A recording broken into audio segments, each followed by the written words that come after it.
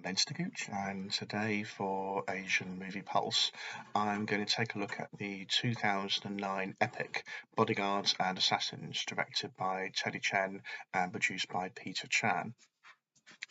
And over the last decade, we've seen an increasing situation where the epic wuxia martial stories have taken a much more nationalistic, patriotic bent as the Hong Kong industry has very much declined and a lot of the talent has sort of moved across to Hong Kong, from Hong Kong to China.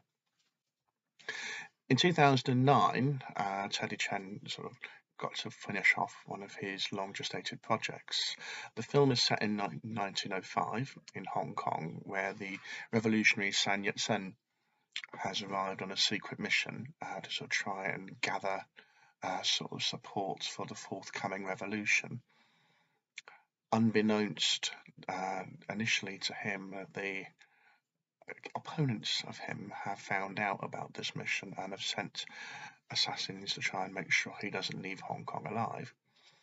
And this feature is centered around the sort of bodyguards assigned to protect him, the storyline and the storyline that follows that, rather than about Sun Yat-sen himself. He's very much a peripheral figure during the course of this.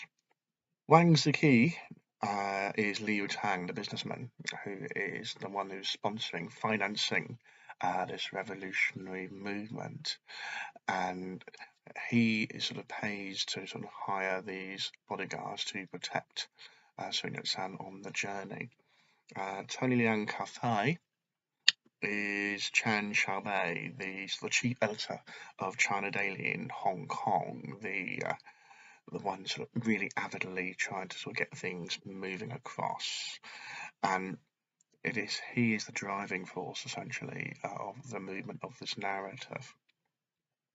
It's very much a star-packed cast here because we now also have Donnie Yen as Shen Chuanyang, sort of policeman who's a gambler, addict, etc., whose life is almost at an end, but is sort of redeemed potentially by supporting this action for the sake of his young daughter. His wife in this is played by Bingbing, or so I should say ex-wife, who is now Liu Tang's fourth wife, and so a little bit of sort of Jeremy Kyle kind of things going on in the midst of this. The eventual plot moves on, and the first hour is sort of just introducing all the supporting cast that we're going to sort of see explode into action in the second half. There are cameos from Jackie Chung and from Simon Yam. And we're introduced to characters such as C, played by Nicholas Tsang, as the rickshaw puller, who is a servant of the Lee family and is sort of a close friend of the young son of Liu Tang, here played by Wang Xueqi, who's only 17-year-old, absolute avid revolutionary. But also we get to see some rather unusual sort of small characters. We've got Leon Lai, who is playing the beggar in this sort of traditional kind of beggar with martial arts abilities, who's a drunkard after sort of tragedy, and again it's the redemption arc that we're sort of trying to see here. And then we also have a more sort of stronger female character in Liu Chan, who's playing Fang Hong, the daughter of Simon Yam's character, who is sort of wiped out in the initial parts on here. And as well as that, we get the former basketball player, Menke Batia, as Wang Fuming, who's known affectionately during the course of this is Stinky Tofu, but is also an ex-Shaolin monk. And up against all of these odds on here, we have quite an array of assassins, but we never really see too much about them. The only one we really get to sort of see is the one played by Hu Zheng as Yong Zhaogao. He's the assassin leader here, and very loyal to the Qing Empire. And rounding up the central cast, there's quite a big cast, is Eric Tsang, who plays the police chief. This is still the time of the British Empire in Hong Kong. So I said the first hour of this movie is establishing all this narrative. The King Empire has found out about Sun Yat-sen's arrival in Hong Kong and has so sent the assassins to kill him off. The bodyguards are simply there to protect him for this duration of this short period of time he's going to be there. And it's emphasized that this short period of time is absolutely vital to the revolution. So they choose to have a decoy and draw lots to do such a thing. And as is inevitable, it is Liu Tang's young 17-year-old son who draws the straw, much to the shock of Chang Xiaobai, who tries to sort of, no, we can't do this. But inevitably, this is what happens, and so they go on the journey.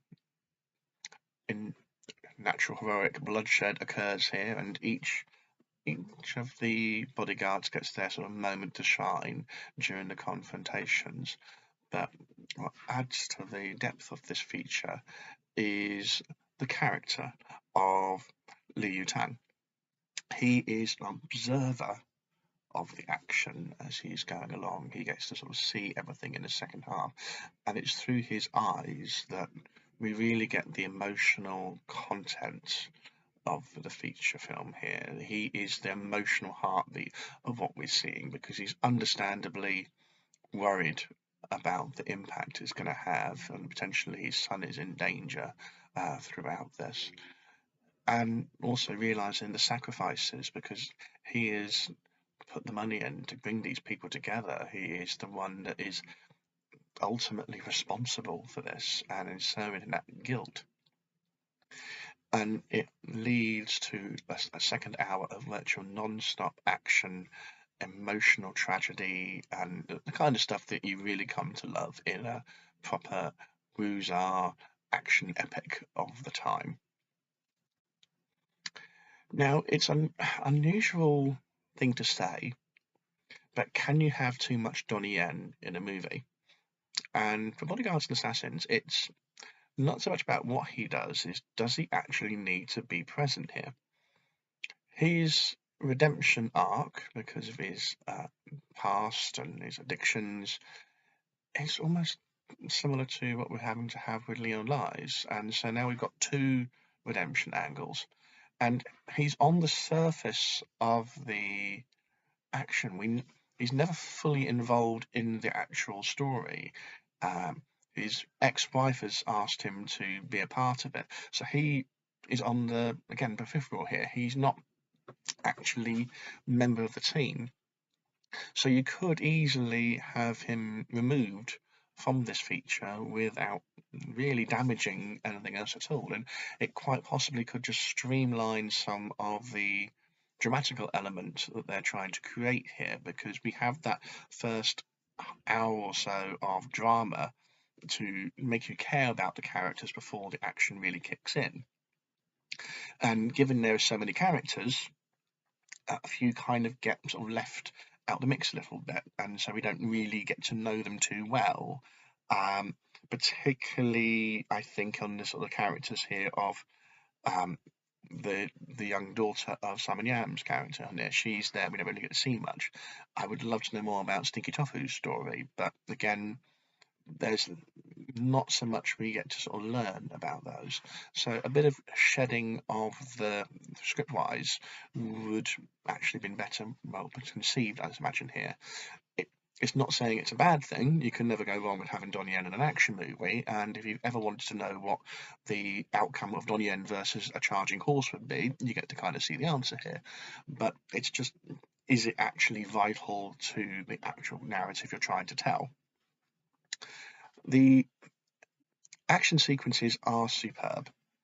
There's a little bit of heightened enhancement towards the end, but for the most part, it's sort of grounded and they're quite brutal.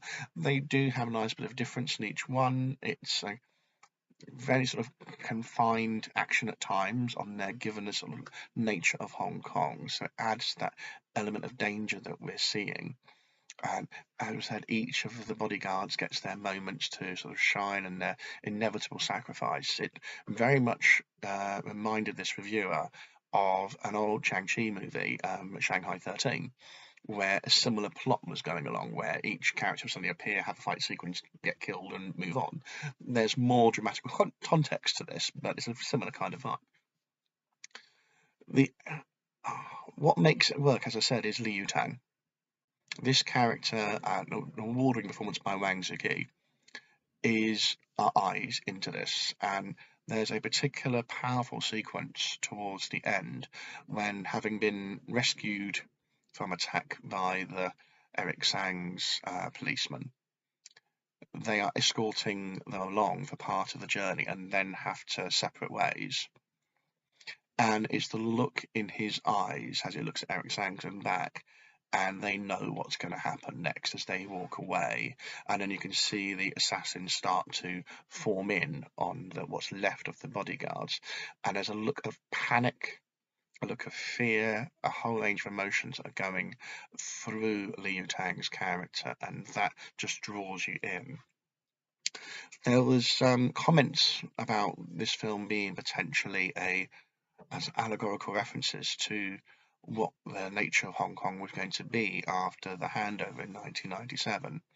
And if you are reading into that, this sequence is very much it, with the police under the guise of the British Empire walking away, with obviously the heroes left to fend for themselves against an unknown enemy. Now, as I said, this was shot several years before the Chinese government really went to town with the melody films and the emphasis on patriotism, duty, etc. So you can read into what you will. The other interesting part, there sort of lends similarity to Once Upon a Time in China series, and this is the nature of filial duty.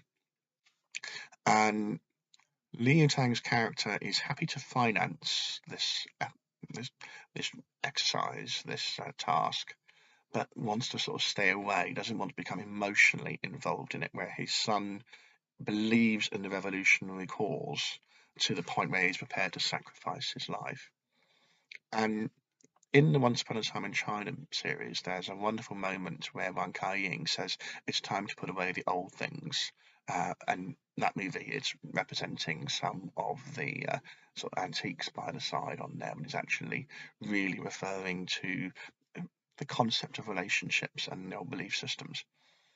It's a similar kind of thing here, where once it's revealed that the son is going to be the decoy, and Chan Shabei is desperately trying to go, no, we cannot do this. They go, but if I don't sacrifice myself, who will? And this loyalty to family is juxtaposed with loyalty to country. And there's the old and young sort of battling off against each other here about what is rights and responsibilities. And through this, it's a journey not so much for the son, but it's a journey for the father as he comes to realise what the true nature of sacrificing for country means. It's a well-directed piece. Charlie Chan is a very solid action director with films like Downtown Torpedoes and Purple Storm amongst his credits, and the action flows really well. The build of having mainly drama in the first hour allows us to take in and learn bits about the character as we're going to sort of see. So it's better paced than what we would normally come to expect. It is then a bit grueling, the second hour, because it's almost non-stop action. But by having the drama in the first part, you kind of have that payoff.